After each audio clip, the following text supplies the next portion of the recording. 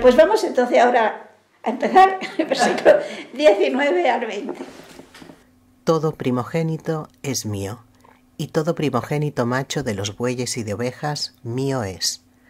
El primogénito del asno lo redimirás con una oveja, y si no redimes a precio, le desnucarás. Redimirás al primogénito de tus hijos, y no te presentarás ante mí con las manos vacías.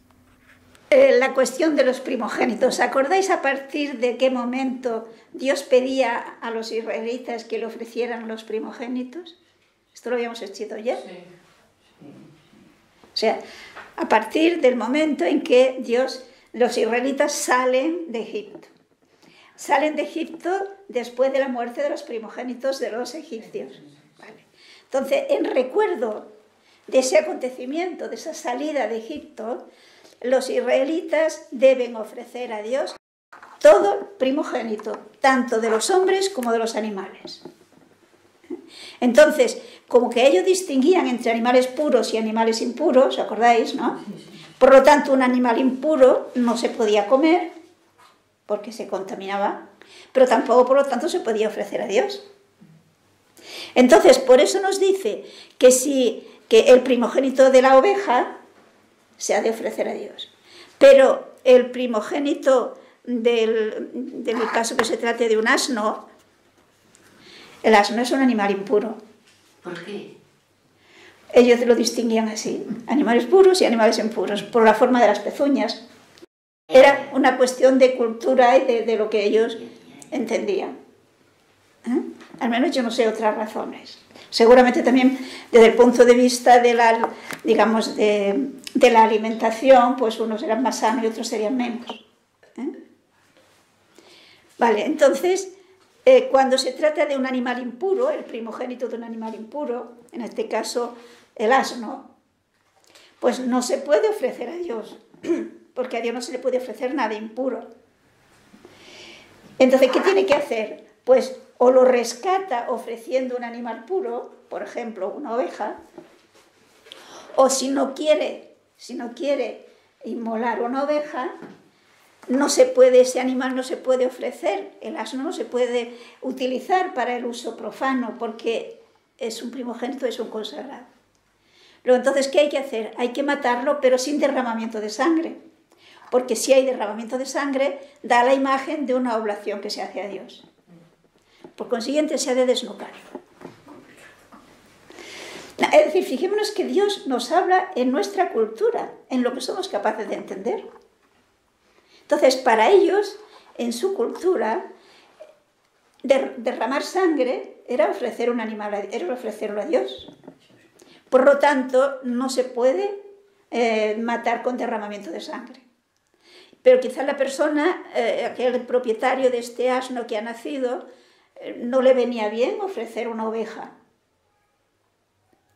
Pues había que matarlo sin que hubiera derramamiento de sangre.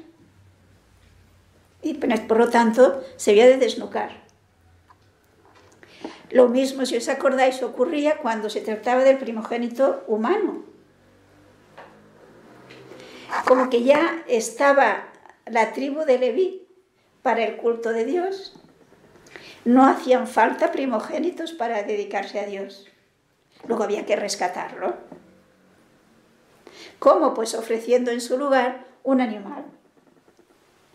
Se ofrecía a Dios un animal, se inmolaba, y de esta manera el niño quedaba rescatado y podía dedicarse a una vida normal.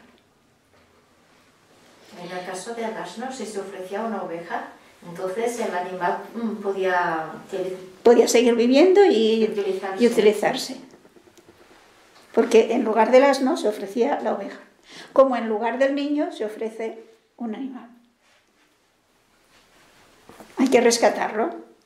Pero en el caso de los seres humanos, yo no sé si os acordáis, que se trata de un primogénito de la madre. No de un primogénito del padre que puede tener, no sé cómo explicaros, ¿no? O sea, puede ser primogénito del padre y no serlo de la madre.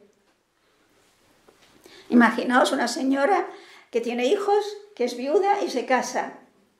y el primer niño que nace de este matrimonio nuevo es el primogénito del padre, pero no lo es de la madre. Entonces se trata del primogénito de la madre, el que abre el seno materno. Ese se ha de ofrecer a Dios. Y como no se puede dedicar a Dios, se ha de rescatar. ¿Os acordáis que eso es lo que ocurrió con Jesús? Jesús es el primogénito de la Virgen María y por lo tanto fue rescatado. Como el rescate dependía del poder adquisitivo de la familia, pues cuando era una persona pobre ofreció un animal de poco valor, que es lo que hizo en este caso la Virgen y San José. Ofreció unos pichones, o sea, unas palomas, diríamos, ¿no? Pues, pero sin embargo, el primogénito que totalmente vivió consagrado a Dios era Jesús. Pero todas estas normas van preparando psíquica y espiritualmente al pueblo para entender el hecho de la obra de Jesús. Todo el Antiguo Testamento de alguna manera va orientado hacia la comprensión de la obra redentora de Jesús y de la grandeza del misterio que encierra Jesús. Bueno, sigamos, versículo 21. 6 días trabajarás, el 7º descansarás, no ararás en él ni recolectarás. Fijémonos la importancia, si leéis la Biblia, en todos los, yo diría que en todos los libros, o si no en todos, en casi todos, cómo se insiste en la importancia de guardar el sábado. Es uno de los preceptos que más se insiste.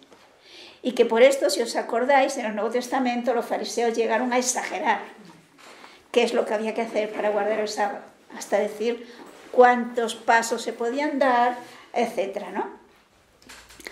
¿Y por qué le da tanta importancia al descanso del sábado? Porque fijémonos que es algo que el pueblo va interiorizando, que todo lo que tenemos es de Dios, también el tiempo. Y tenemos que dedicarle un tiempo a Dios. Aunque al mismo tiempo Dios en su infinita bondad es un medio para que nosotros descansemos, que lo necesitamos, y podamos dedicar un tiempo para, intensificar nuestra relación con Dios, conocerle mejor, es decir, crecer como hijos, crecer como creyentes. De tal manera que cuando en la historia del pueblo de Israel se abandona mayoritariamente o en parte importante la celebración de la fiesta del sábado, se deja de darle importancia, el pueblo se derrumba. Y esto sigue ocurriendo así.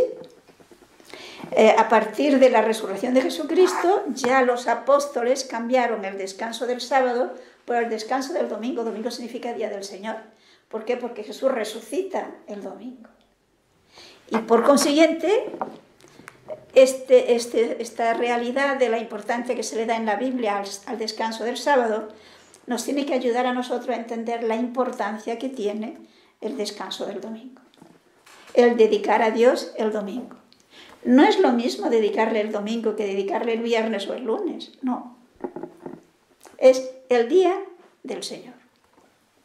Y es el día que debemos dedicar a Dios. Los judíos, ¿cómo lo hacían? Pues tenían reuniones litúrgicas en las que se leía la lectura bíblica, se comentaba y se hacía oración. Y en el templo había sacrificios especiales que se ofrecían propios del sábado. Pues fijémonos que como los apóstoles fueron los que cambiaron de sábado a domingo, pues si os fijáis la misa, la celebración para nosotros del domingo, tiene mucha similitud con aquello. ¿Qué hacemos? Nuestra celebración del domingo es la celebración de la Eucaristía. ¿Y qué hay en la Eucaristía? Pues hay unas lecturas, un comentario seguido de la Eucaristía que instituye Jesús. Pero la estructura tiene mucho parecido con la estructura de la celebración del sábado. Entonces, nos vamos a encontrar que este precepto de dedicar el sábado de descanso, sábado significa descanso, a Dios es algo fundamental en la vida de un creyente. No es algo que tiene una importancia relativa, no, es algo fundamental. Continuemos, versículo 22 hasta el 24. Celebrarás la fiesta de las semanas, la de las primicias de la recolección del trigo y la solemnidad de la recolección al fin del año. 3 veces al año se prosternarán ante el Señor Yahvé, Dios de Israel, todos los varones, pues yo arrojaré de ante ti a las gentes y dilataré tus fronteras, y nadie insidiará tu tierra mientras subas para presentarte ante Yahvé tu Dios 3 veces al año. O sea, otra fiesta, no olvidemos que son agrícolas, es un pueblo agrícola. Pues otra fiesta también importante que el israelita tiene que cumplir es la de ofrecer a Dios las primicias de las recolecciones. Y por lo tanto, cuando recoja el trigo y cuando recoja los demás productos. Y 3 veces al año se presentarán ante el Señor ofreciendo sus productos. Y fijémonos que tenían la idea de que cuando se ofrecían las primicias, o sea, las primeras cosechas, de alguna forma quedaba consagrado el resto, quedaba bendecido el resto de la cosecha. Y de esta forma el pueblo va adquiriendo conciencia de que también los productos del campo, los productos de la ganadería, son don de Dios. Es el concepto de que todo lo que tenemos es de Dios. Absolutamente todo. Ellos y nosotros. Creo que San Pablo que dirá, si alguno se imagina ser algo siendo así que no es nada, se equivoca. O cuando dirá también San Pablo, ¿qué tienes que no hayas recibido? Y si lo has recibido, ¿a qué te glorías? Como si no lo hubieras recibido. Son dones de Dios, todo lo que tenemos. Si quitamos el pecado, eso no es don de Dios, eso es nuestro. Todo lo demás es de Dios. Pues de alguna manera tenemos que concienciarnos de que es así. ¿Y cómo se concienciaban ellos de que es así? Pues porque de los dones que Dios le daba, se lo ofrecían a Dios. Entonces el significado último de esta oblación de los productos del campo y de la oración 3 veces al año. Podemos seguir, versículos 25 y 26. No asociarás a pan fermentado la sangre de la víctima, y el sacrificio de la fiesta de la Pascua no lo guardarás durante la noche hasta el siguiente día. Llevarás a la casa de Yahvé tu Dios las primicias de los frutos de tu suelo. Bueno, fijémonos que hay dos preceptos, llamémoslo así, que se nos dan en estos versículos que hemos leído, que son reminiscencias, podríamos decir, del culto idolátrico. Y por lo tanto, es una manera de decirle cuidado con ofrecer el tipo de sacrificios que ofrecían los idólatras. Recordemos que el pueblo de Israel va a entrar en una tierra, la tierra de Canaán, donde estaba habitado por pueblos idólatras. Y normalmente la idolatría va bastante relacionada con desórdenes morales de todo tipo. Luego tenían que interiorizar hasta lo sumo que no se podían contaminar con aquellos ritos. Normalmente, fijémonos que cuando el Evangelio llega a una cultura más o menos idólatra, es muy fácil que se mantengan ideas propias de su cultura de idólatra con la religión. Purificar esto requiere tiempo. Bueno, pues ellos quieren que lo tengan en cuenta para que no se contamine. Que es aquello de asociar el pan fermentado con la sangre de la víctima o cocer el cabrito en la leche de su madre. Son dos cosas que hacen alusión a la idolatría de aquellos pueblos. Pero una vez más vemos la importancia de la celebración de la Pascua. Y que la Pascua deben celebrarla con pan ácimo, que esto ya lo habíamos visto antes. Creo que esto no tiene mayor importancia, ¿no? Es decir, no tiene mayor complicación, se puede entender. Versículos 27 y 28. Yahvé dijo a Moisés: Escribe estas palabras según las cuales hago alianza contigo y con Israel. Estuvo Moisés 40 días y 40 noches sin comer ni beber, y escribió Yahvé en las tablas los 10 mandamientos de la ley. Aquí vemos una vez más cómo este texto, que es lo que se nos quiere insistir, es palabra de Dios. Y Moisés lo escribe en un ambiente de oración y de penitencia. Se dice que está durante 40 días. No tenemos por qué tomar al pie de la letra que fueran 40, quiere decir muchos días. Muchos días que Moisés está solo en la montaña, orando, haciendo penitencia y en esa presencia de Dios escribiendo todo esto que se nos ha estado diciendo hasta ahora, ¿no? De esta forma, Moisés tiene conciencia y quiere que el pueblo también la tenga, y veremos que Dios hará que efectivamente se den cuenta de que ha sido así, que esto es no lo que se ha inventado Moisés, no son preceptos humanos, sino que es Dios el que quiere que se viva así. Es Dios el que quiere que se celebren estas fiestas popularmente a nivel social. Pero después de esos días, de esos muchos días de Moisés en contacto íntimo con Dios, en contemplación y en unión con Dios, fijémonos que es normal que se refleje en el rostro. Vulgarmente se dice que la cara es espejo del alma. Y todos sabemos que cuando una persona está pasando un mal momento, se nota en la cara. Y si una persona es feliz, también se nota en la cara. Pues una persona que tiene una unión íntima con Dios, también se refleja. Y Dios hace que en este caso de Moisés se refleje de una manera extraordinaria. Vamos a continuar. Versículo 29 hasta el final, hasta el 35. Cuando bajó Moisés de la montaña del Sinaí, traía en sus manos las 2 tablas del testimonio, y no sabía que su faz se había hecho radiante desde que había estado hablando con Yahvé.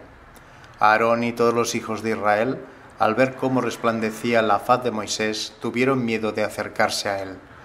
Llamólos Moisés, y Aarón y los jefes de la asamblea volvieron y se acercaron, y él les habló. Acercáronse luego todos los hijos de Israel, y les comunicó todo lo que le había mandado Yahvé en la montaña del Sinaí. Cuando Moisés hubo acabado de hablar, se puso un velo sobre el rostro. Al entrar Moisés ante Yahvé para hablar con él, se quitaba el velo hasta que salía. Después salía a decir a los hijos de Israel lo que le había mandado. Los hijos de Israel veían la radiante faz de Moisés, y Moisés volvía después a cubrir su rostro con el velo hasta que entraba de nuevo a hablar con Yahvé.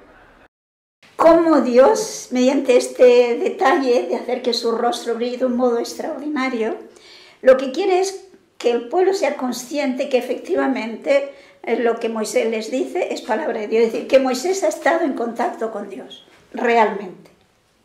Y por lo tanto el pueblo puede ver de una manera física que esta persona está en comunicación con Dios.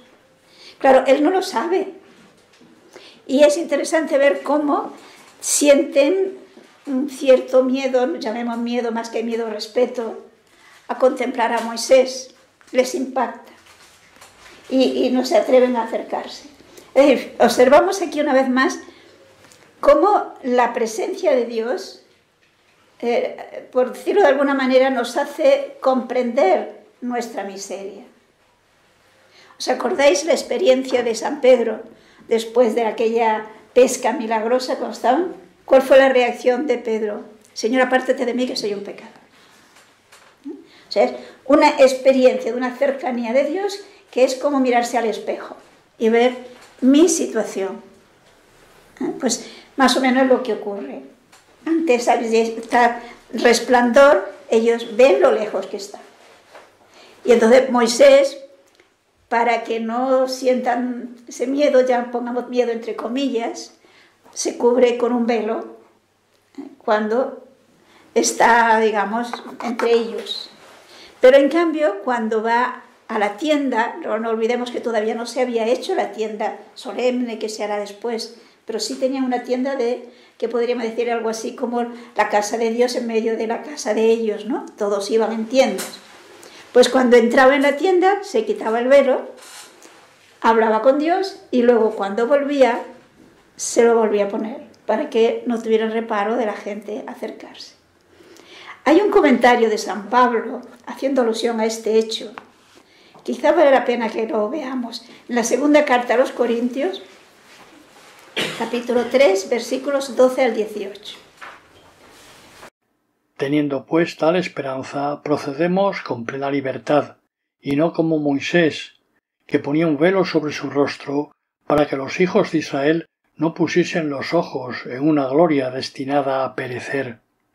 Pero sus entendimientos estaban velados, y lo están hoy por el mismo velo que continúa sobre la elección de la antigua alianza, sin percibir que sólo por Cristo ha sido removido.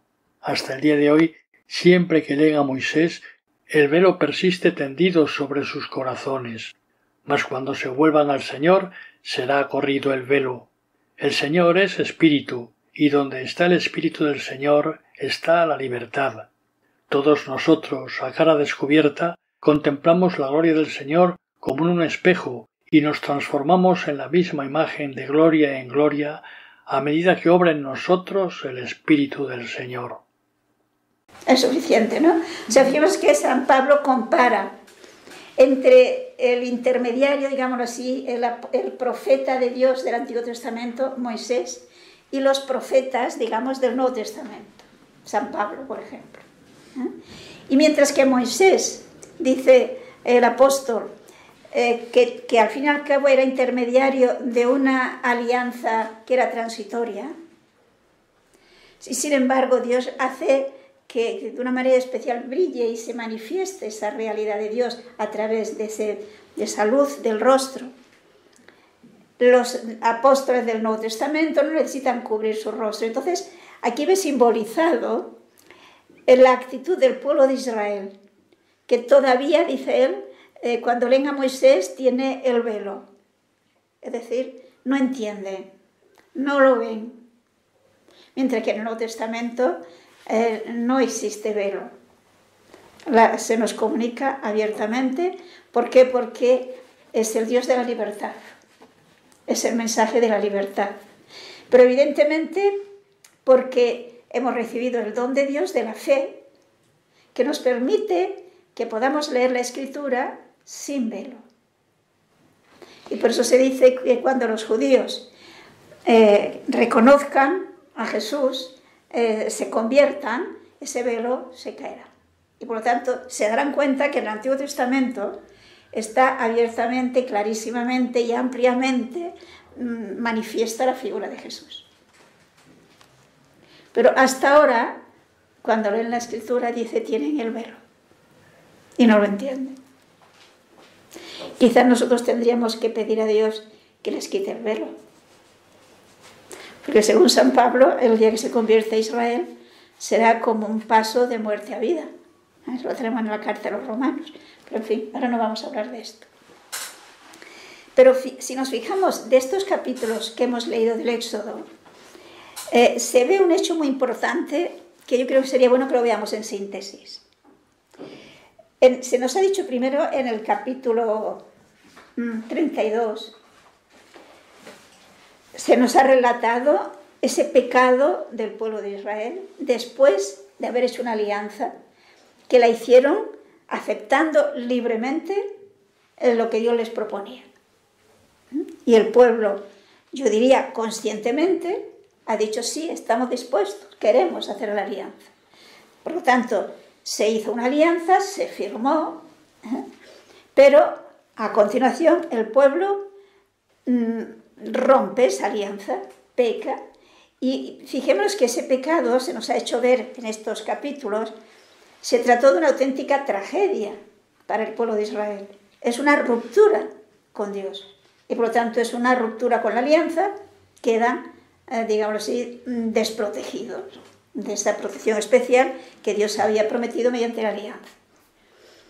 Pero, ¿qué es lo que ocurre? Fijémonos que aquí entonces interviene Moisés con su oración ferviente, poniendo sobre, digamos, dando fuerza a esa oración suya, su fidelidad exquisita a Dios, su amor a Dios.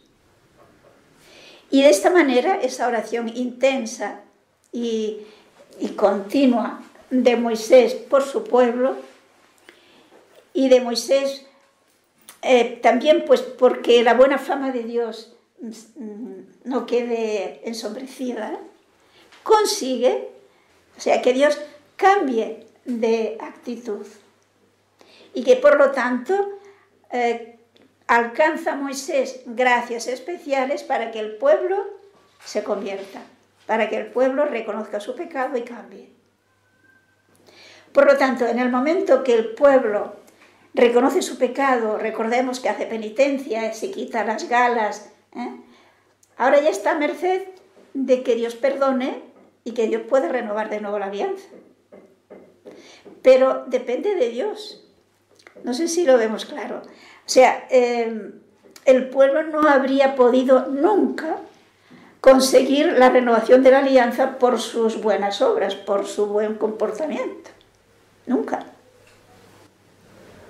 Si realmente se renueva nuevamente la alianza es pues porque Moisés alcanza de Dios que dé gracias especiales al pueblo para que reconozcan su pecado y se conviertan.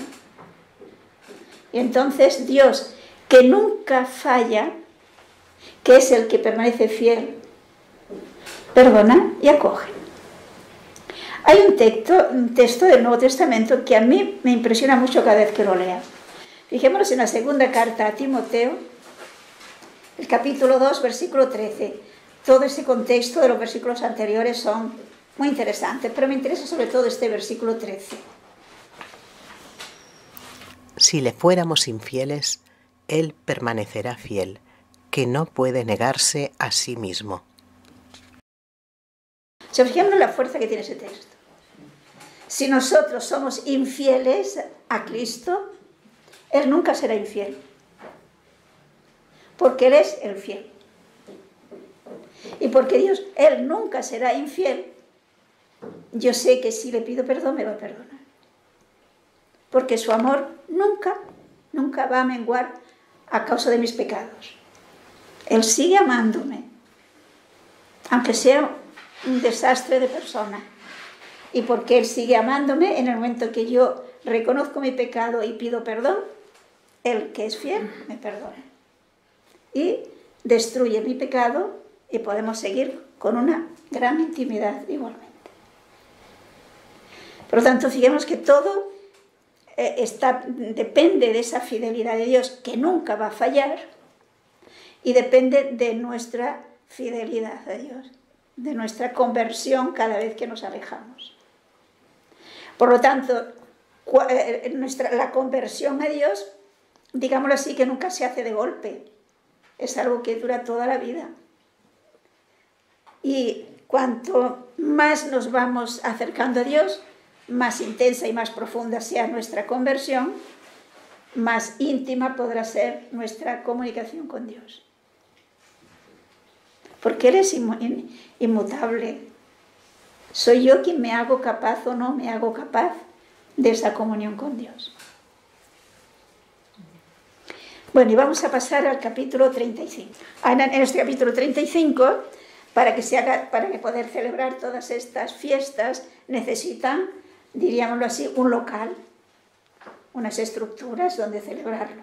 Entonces ahora se va a hablar de estos objetos de culto que se van a necesitar para este culto público del pueblo, pero esto requiere un material.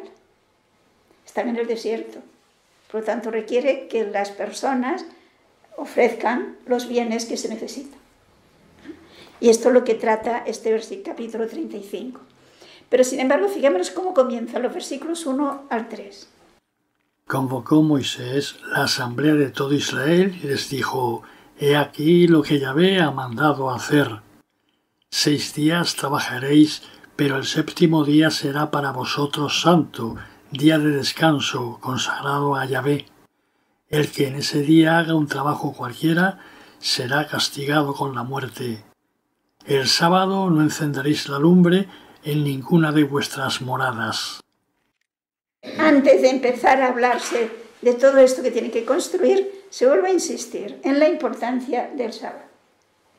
Es decir, que aun cuando ahora van a estar muy ocupados haciendo el tabernáculo y la tienda de reunión, digamos, y el arca de la alianza, etcétera, etcétera, etcétera, pero eso no es razón para que no descansen el sábado. Aun cuando esas obras son unas obras muy santas, son para Dios, sí, pero el sábado es de descanso. Vemos una vez más la importancia enorme de ese día dedicado a Dios. Nosotros, el domingo. Bueno, versículos 4 al 7. Moisés habló a toda la asamblea de los hijos de Israel y les dijo: He aquí lo que ha mandado Yahvé. Tomad de vuestros bienes para hacer ofrenda a Yahvé. Ofrezcan todos voluntariamente una ofrenda de oro, plata, bronce, jacinto, púrpura, carmesí, lino, pelo de cabra, pieles de tejón teñidas de rojo y pieles de carnero teñidas de jacinto, madera de acacia. O sea, fijemos que se insiste, eso es lo que Dios quiere. Es decir, no es un capricho de Moisés, es la voluntad de Dios. Y para hacer todo lo que tienen que hacer, ¿qué se pide? Pues que ofrezcan el pueblo los bienes que se necesitan. Pero observad que se insiste en una cosa, que se haga voluntariamente. Que cada uno, evidentemente dependiendo de su amor a Dios, de su deseo que se dé a Dios el culto que corresponde, piense que tiene que dar a Dios. Y entonces, ¿qué cosas se le deben dar? Se le deben dar para hacer todos estos objetos. Si nos fijamos, todos son cosas valiosas. Es oro, plata, bronce, tejidos, etcétera, ¿no? Como el jacinto, púrpura, carmesí, lino, pelo de cabra, etcétera, etcétera. Es decir, no cualquier cosa vale. Es para Dios y para Dios se han de dar cosas valiosas. Pero se han de dar voluntariamente. Y esto es importante que lo valoremos nosotros también. Porque en esa actitud, en ese gesto de dar a Dios, estamos mostrando qué lugar ocupa Dios en mi vida. Si yo, por ejemplo, por poner un detalle, ¿no? Cuando se pasa la colecta, la bandeja, cuando en misa se pasa, le doy pues lo que realmente no valoro mucho, una monedita, que no vale mucho. ¿Os acordáis cuando lo que dice Jesús, cuando está viendo las ofrendas que se hacen en el templo y ve que los ricos echaban grandes cantidades y una viuda ofrece una monedita pequeña? ¿Por qué Jesús valora tanto esa monedita pequeña? Pues porque esta monedita pequeña indica mucha más generosidad en esta viuda que aquel dinero, que haya un dinero abundante que han ofrecido los ricos. Los ricos no han tenido que hacer ningún sacrificio, mientras que ella ha tenido que hacer un gran sacrificio porque era todo lo que tenía. Entonces, en nuestra actitud a la hora de colaborar a la Iglesia o al bien de los demás, yo estoy demostrando mi amor a Dios. Yo creo que tendríamos que sopesar y descubrir qué clase de amor tengo yo hacia Dios, viendo cuál es mi generosidad para dar, no solamente en la Iglesia, sino Jesús ha dicho: lo que hicierais a uno de estos, me lo hacéis a mí. Esto es lo que refleja mi amor a Dios. No lo refleja los sentimientos que pueda tener en un momento dado, porque los sentimientos son volubles y no depende, no depende de nosotros los sentimientos. Eso otro sí que depende de nosotros y manifiesta nuestra actitud de amor a Dios o no. Por esto, insisto, se han de dar objetos preciosos, objetos valiosos. Entonces, desde el 8 podemos leer hasta el 9. Aceite para el candelabro, aromas para el óleo de unción y para el timiama, piedras de ónice y piedras de engaste para el efod y el pectoral. Bueno, aquí tenemos dos cosas que quizás convendríamos aclarar un poco. También van a necesitar para el culto aceite, porque sí, hay que hacer las lámparas, que ya veremos más adelante, ¿no? Y la lámpara de 7 brazos, etc. Y eso funcionaba con aceite. Por lo tanto, se necesitaba aceite y además también para la unción. Al sacerdote se le ungía, etc. En nosotros, para los sacramentos, si vamos en Semana Santa, en el obispado, se consagran también los óleos, ¿no? Los aceites. Es decir, hay una relación en la manera de celebrarlo. Pero luego también hay esas piedras de ónice, y también se habla del óleo de la unción y para la timiama. Algunas traducen de otra manera, han hablado del incienso, de los perfumes, ¿no? La timiama, de hecho, era una sustancia olorosa para el culto. Pero también se hablaba de esas piedras para engastarlas en el efod. A veces se discute un poco de qué es el efod, pero parece que se trataba de una especie de, diríamos, de chaleco, en el que estaban incrustadas 12 piedras, pero eran piedras, aquí se nos dice el tipo de piedras, desde piedras de ónice. Y en esas piedras estaba el nombre de las tribus. Y entonces, cuando el sacerdote se acercaba al culto, iba con esta pectoral, digamos, con este efod, y era como una manera de que él representaba a todo el pueblo. Iba a rendir a Dios el culto en nombre de todo el pueblo. A través de los signos, nosotros vamos adquiriendo conceptos y vamos tomando conciencia de las cosas, ¿no? Por esto, el aceite, que no será cualquier tipo de aceite, el perfume, pues que es propio para Dios, etc., ¿no? Y las piedras que se van a usar para el efod. Leamos hasta el 19. Cuantos de vosotros seáis hábiles, vengan para ejecutar todo lo que Yahvé ha mandado: el habitáculo con su tabernáculo, sus cubiertas, sus anillos, sus tablones, sus travesaños, sus columnas y sus basas, el arca y sus barras, el propiciatorio y el velo de separación, la mesa con sus barras y los panes de la proposición, el candelabro con sus utensilios, sus lámparas y el aceite para el candelabro, el altar de timiama y sus barras, el óleo de unción y el timiama aromático, la cortina de la entrada al habitáculo, el altar de los holocaustos, su rejilla de bronce, sus barras y todos sus utensilios, la pila y su base, las cortinas del atrio, sus columnas, sus basas y la cortina para la puerta del atrio, los clavos del habitáculo y del atrio y sus cuerdas, las vestiduras sagradas para el servicio del santuario, las vestiduras para el sacerdote Aarón y las vestiduras de sus hijos para los ministerios sacerdotales. O sea, una vez que se tiene el material, ¿ahora qué es lo que falta? Pues las personas que sean capaces de hacer todos estos objetos que necesitan para el culto. Y es interesante ver cómo se nos dice que entonces, ¿a quiénes, digámoslo así, se invita a que vayan? Pues todos cuantos de vosotros sois hábiles. Y veremos que más adelante se nos habla de las personas concretas que serán las responsables. Por consiguiente, se trata de personas que han aprendido a hacer bellas artes, porque se trata de hacer cosas artísticas y valiosas. Pues entonces también se pide personas que voluntariamente quieran participar para hacer toda esta serie de objetos, y aquí se nos nombran todo uno de ellos, bastantes al menos de ellos, ¿no? O sea, la tienda en la que tendrá pues una serie de cortinas, de tablones, el arca de la alianza, con los querubines, con los aros. No olvidemos que van atravesando el desierto y que van de camino. Por lo tanto, todo tiene que ser fácil de transportar. Se les hacía unos aros donde se metían unos palos, unas maderas, todo forrado de oro, como ya veremos, para que los sacerdotes pudieran transportar el arca de la alianza, el tabernáculo en sí, y todo lo demás, la mesa de los panes de propiciación, el altar de los holocaustos, el altar donde se hacían las inmolaciones, aquella especie de pila donde se ponía el agua para las purificaciones. Es decir, hay toda una serie de objetos.